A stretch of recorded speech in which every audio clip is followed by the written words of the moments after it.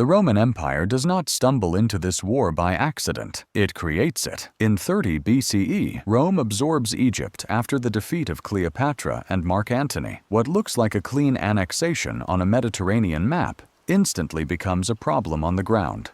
Rome inherits Egypt's southern boundary, and with it, a frontier that had never been meant to serve as an imperial border.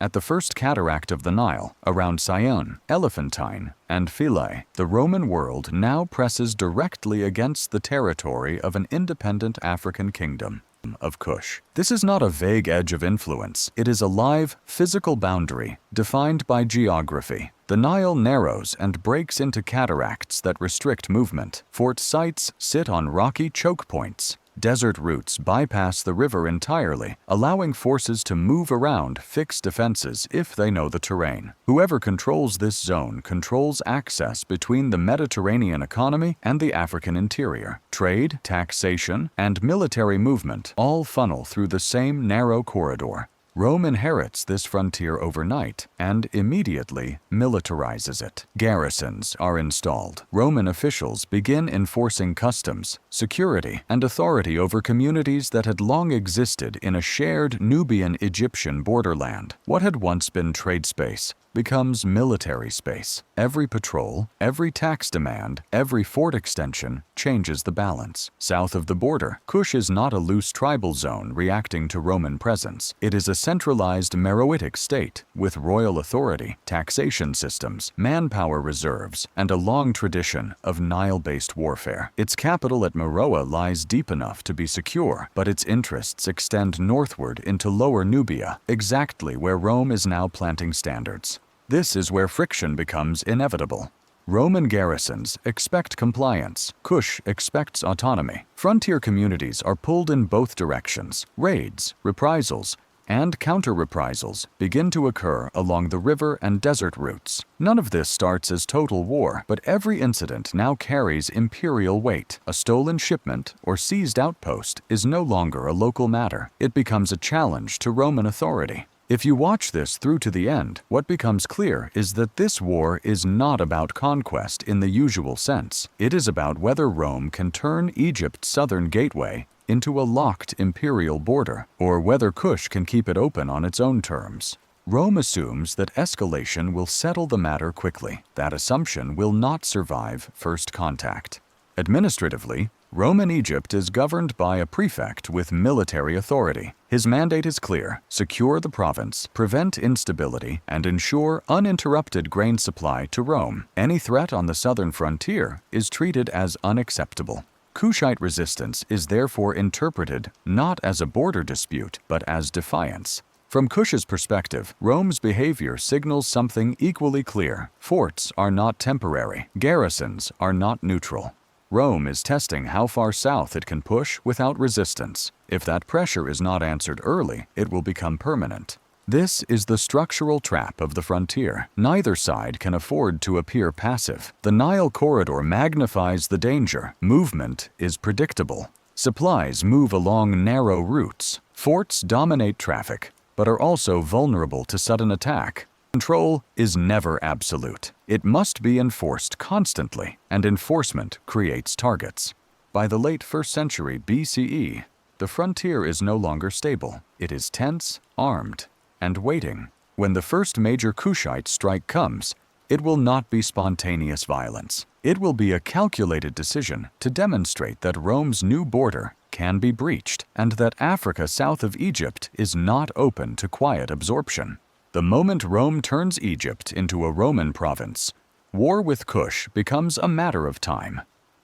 The opening strike comes without warning, and it is designed that way. Kush does not probe the frontier cautiously, it attacks it outright. Roman garrisons along the First Cataract Zone wake to coordinated assaults that move faster than imperial administrators expect possible. Fortified positions near Syene, Elephantine, and the approaches to Philae are hit in quick succession. These are not isolated raids by border communities acting independently. They are organized operations aimed at Roman military infrastructure itself. At the center of this decision is amanirenas, the ruling figure of the Kushite state during the conflict. Classical sources identify her as a kandake, a royal woman exercising sovereign authority, not a ceremonial consort. Her leadership is not indirect. Kushite tradition places members of the royal family at the head of military action, and the scale and coordination of the attacks reflect centralized planning. Roman accounts describe Kushite forces moving aggressively into territory. Rome believed it had secured. Forts are seized, prisoners are taken, garrisons are overrun or forced to withdraw. Imperial symbols are targeted deliberately. One episode, preserved both in literary tradition and material evidence, involves the seizure of Roman statuary linked to Augustus. A bronze head, later deposited at Meroe, becomes the most famous artifact of the war, not because it changes the fighting, but because it captures the intent behind it. This is not looting for wealth alone. It is symbolic warfare. Removing imperial imagery is a statement that Roman authority is neither accepted nor feared at the frontier. The message is meant to travel north as much as south. Rome's border is not secure. Its prestige is contestable. Its power can be physically handled, transported, and buried on African terms. Militarily, the Kushite offensive exploits conditions Rome has not yet mastered. Roman garrisons are thinly spread. Supply lines run northward along the Nile, vulnerable to disruption. Desert routes allow Kushite forces to bypass river defenses entirely, appearing where Roman patrols do not expect them. Local knowledge matters more than formal discipline in this phase of the war, and Kush holds that advantage. The timing also matters. Roman attention is divided across multiple regions as the empire consolidates new territories. Egypt is vital, but it is not Rome's only concern. Kush understands this. The offensive is designed to force Egypt back onto the imperial agenda by demonstrating that the province cannot be secured cheaply. Roman administrators interpret the attacks as a direct challenge to imperial credibility. Allowing an African kingdom to raid a newly annexed province without consequence would undermine Rome's authority not only in Egypt, but across other frontier zones, watching closely. The response cannot be limited to repairing damage or reinforcing a single fort. This is why Rome escalates. What Kush has done is turn a managed frontier into an exposed one. By striking first, it forces Rome to choose between tolerating repeated incursions or committing to a punitive campaign meant to restore deterrence. From Rome's perspective, restraint now would invite further pressure. From Kush's perspective, retreat would confirm Roman assumptions about imperial inevitability. The raids achieve their immediate objective. Roman control south of the First Cataract is disrupted. Confidence in the permanence of the new border is shaken. The conflict is no longer abstract or administrative. It is openly military. But Kush also understands the risk it has created. By striking Roman Egypt directly, it invites retaliation on a scale far beyond the frontier raids themselves. Rome does not respond to symbolic humiliation with limited force. It responds by demonstrating overwhelming reach. The Kushite leadership knows that what follows will not be a series of counter-raids, but a campaign designed to push deep enough to make further resistance appear futile. The initiative belongs to Kush for the moment, but Rome is now fully engaged. Rome's response is not improvised, and it is not limited to restoring the status quo. Once the raids are confirmed and their scale understood, imperial policy hardens quickly. Egypt is too important to tolerate a contested frontier. Grain shipments to Rome depend on stability along the Nile. Any perception that the southern border is negotiable threatens the security of the entire province. Command falls to Gaius Petronius, the prefect of Roman Egypt, whose authority combines civil administration with direct military command. His mandate is clear: re-establish deterrence decisively and ensure that Kush cannot repeat the offensive. This is not a policing action. It is a punitive campaign designed to demonstrate the costs of challenging Roman control. Petronius moves fast. Roman forces are concentrated rather than dispersed, reversing the vulnerability that Kush exploited in the opening phase. Frontier forts are relieved and reoccupied. Garrisons are reinforced. From there, Petronius pushes south along the Nile corridor, deliberately crossing into territory Rome has never formally claimed. The objective is no longer border defense alone. It is shock. Roman tactics follow a familiar imperial pattern. Fortified positions are neutralized in sequence to prevent Kushite forces from regrouping behind Roman lines. Captives are taken. Infrastructure is damaged. The message is consistent. Rome can penetrate as deeply as it chooses if resistance continues. Ancient narrative sources describe Roman forces advancing far beyond the First Cataract, reaching as far as Napata, one of Kush's major political and religious centers. Whether every detail of these accounts is precise or compressed for dramatic effect, the strategic intent is unmistakable. Rome wants Kushite leadership to understand that distance alone will not guarantee safety. The advance is aggressive, but it is also limited by geography. The same terrain that protects Kush from easy conquest now strains Roman logistics. Cataracts complicate river transport. Supplies must be moved through harsh desert environments where local support is unreliable. Roman troops are professional, but they are operating far from the core infrastructure of Egypt. Every mile south increases the cost of occupation. Petronius appears to recognize this constraint quickly. Instead of attempting permanent annexation, he shifts focus to fortification. A key position at Qasr Ibrim, known in Roman sources as Primus or Premnis, is transformed into a hardened forward base. Fortifications are strengthened. Garrison presence is formalized. The site becomes a physical barrier intended to block future Kushite movement northward. This marks a strategic turning point. Rome is no longer trying to erase Kush militarily, it is trying to contain it. The logic is imperial efficiency, prevent raids, secure Egypt, and avoid the expense of indefinite southern occupation. On paper, this looks like success. Roman forces have struck deep, demonstrated overwhelming power, and built a permanent defensive anchor.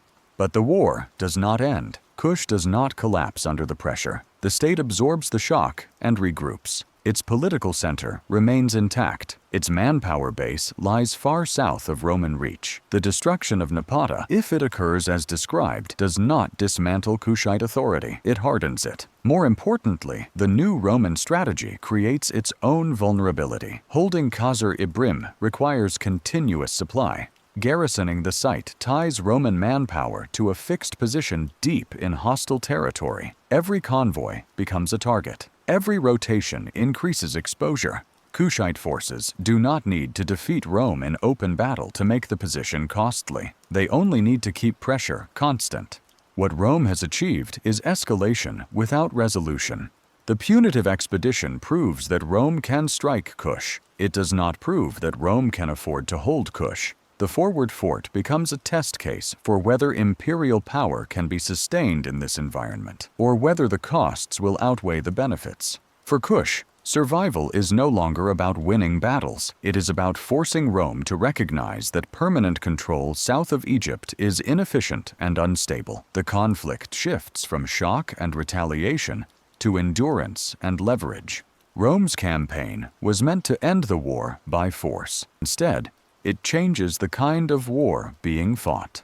After Petronius withdraws north and establishes the fortified position at Qasr Ibrim, Rome believes it has solved the problem structurally. The frontier is no longer fluid. A permanent Roman military presence blocks the Nile corridor. Any future Kushite movement toward Egypt must now confront a hardened position defended by professional troops, artillery, and supplies shipped from the north. On a map, the situation looks stable. On the ground, it is anything but. For Kush, the Roman withdrawal is not defeat. The core of the kingdom remains untouched. Its political center at Meroe is intact. Its manpower pool lies well beyond Roman reach. What Rome has demonstrated is reach, not control, and reach without permanence creates opportunity.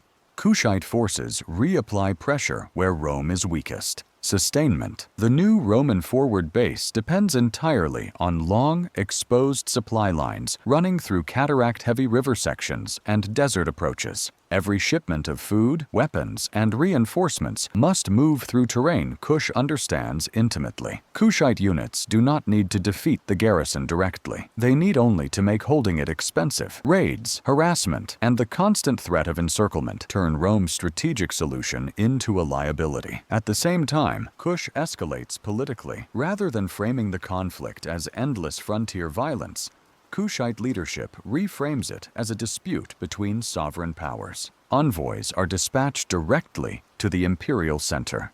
Roman sources preserve the striking detail that Kushite negotiators travel all the way to meet Augustus, traditionally associated with his residence on Samos at the time. This move matters. By negotiating directly with Augustus, Kush bypasses provincial commanders and forces Rome to assess the war at the imperial level. Egypt's prefect can win battles, but he cannot dictate long-term policy. Augustus must weigh costs, benefits, and priorities across the entire empire. And from that perspective, Kush presents a difficult problem. There is no clear path to decisive victory. Full conquest would require sustained occupation far south of Egypt, with diminishing returns. Kush does not offer resources comparable to Egypt's grain output. The terrain is hostile. The cataracts break easy transport. Garrisoning the region indefinitely would tie down troops better used elsewhere. At the same time, Kush has demonstrated that it cannot be bullied into submission through raids or symbolic destruction. Negotiation becomes rational. The resulting settlement, as preserved in Roman narrative tradition, strongly favors Kush's core objectives. Rome drops demands for tribute. The border is adjusted in practice, with Rome abandoning its most ambitious southern advances. Kush retains its sovereignty and control over its internal affairs. Trade resumes under negotiated terms rather than imposed conditions. This outcome is not presented as Roman defeat in the sources, but the concessions are unmistakable. Rome accepts a managed boundary instead of expansion. The imperial frontier stabilizes not at Rome's maximum reach, but at a point Rome can afford to hold. Kush achieves what matters most: security from annexation and recognition as a power that cannot be coerced cheaply. What makes this result significant is not that Kush beats Rome in a single climactic battle. It is that Kush denies Rome the usual end state of frontier wars: absorption, client status, or permanent subordination. Rome is forced to settle because the costs of escalation exceed the benefits. This is the definition of a strategic standstill. Rome retains Egypt. Kush retains independence. The Nile frontier becomes a negotiated boundary rather than an imperial highway. For decades afterward, relations stabilize into a mix of guarded coexistence and controlled trade rather than open warfare. The war ends not because one side is destroyed, but because one side proves too expensive to conquer. For Rome, this is a calculation. For Kush, it is survival turned into leverage. When the conflict between Rome and Kush ends, the result is visible not in celebration, but in administrative reality. Roman power stops moving south. The frontier hardens rather than advances. What matters is not what Rome claims rhetorically, but what it chooses to sustain in practice. Following the negotiated settlement, Roman military posture in Lower Nubia shifts from expansion to containment. Garrisons remain in place to protect Egypt's southern approaches, but Rome does not attempt to extend its provincial system deeper into Kushite territory. There is no effort to reorganize Nubian land into Roman taxation districts, no large-scale resettlement, and no attempt to integrate Kush into the imperial administrative hierarchy. These absences are significant because they run counter to Rome's normal behavior when conquest is feasible. Kush, meanwhile, continues to function as an independent state centered at Meroe. Archaeological evidence shows political continuity rather than rupture. Royal construction projects continue. Administrative practices remain intact. Trade networks recover and persist, particularly those linking Kush to Roman Egypt through controlled exchange rather than imposed extraction. This pattern suggests not a defeated polity surviving on Roman tolerance, but a negotiated coexistence shaped by mutual limits. The primary literary account of the war, preserved by Strabo, reinforces this interpretation. Strabo describes Roman retaliation in detail: marches, fort seizures, captives. But he also notes that Rome ultimately abandons its harsher demands. Tribute is not imposed. The settlement reflects compromise rather than submission. In Roman historical writing, this kind of outcome typically signals that further escalation was judged inefficient rather than impossible, a critical distinction. Material evidence from frontier sites supports this reading. Excavations in Lower Nubia show Roman military occupation that is tactical rather than transformative. Forts are reinforced, but surrounding regions are not Romanized. Qasr Ibrim functions as a defensive node designed to block movement northward, not as a base for deeper administration. Supply demands remain high, and the site's value lies in denial, not control. This pattern reflects a broader strategic calculation. Egypt is indispensable to Rome's imperial system, supplying grain to the Mediterranean world. Kush is not. The costs of permanent occupation, distance, terrain, cataracts disrupting transport, exposure to desert warfare, and Kush's ability to regenerate manpower south of Roman reach outweigh the benefits. Rome chooses to defend what it must hold rather than pursue what it cannot cheaply absorb. For Kush, this calculation represents success. The kingdom does not need to defeat Rome in a decisive battle to secure its objective. It needs only to demonstrate that continued pressure will impose ongoing costs without delivering proportional gains. By combining military resistance with diplomatic engagement at the imperial level, Kush converts battlefield survival into political leverage. The result is a stable boundary that Rome respects because enforcing anything beyond it proves inefficient. Over the following centuries, relations between Kush and Roman Egypt stabilize into guarded coexistence. Trade continues. Conflict does not escalate again on the same scale. This long-term stability is itself evidence of the war's outcome. Rome is capable of relentless expansion when conditions allow. Here, it chooses restraint. This is why the conflict matters historically. It marks one of the clearest points in Africa where Roman imperial logic encounters a hard strategic ceiling.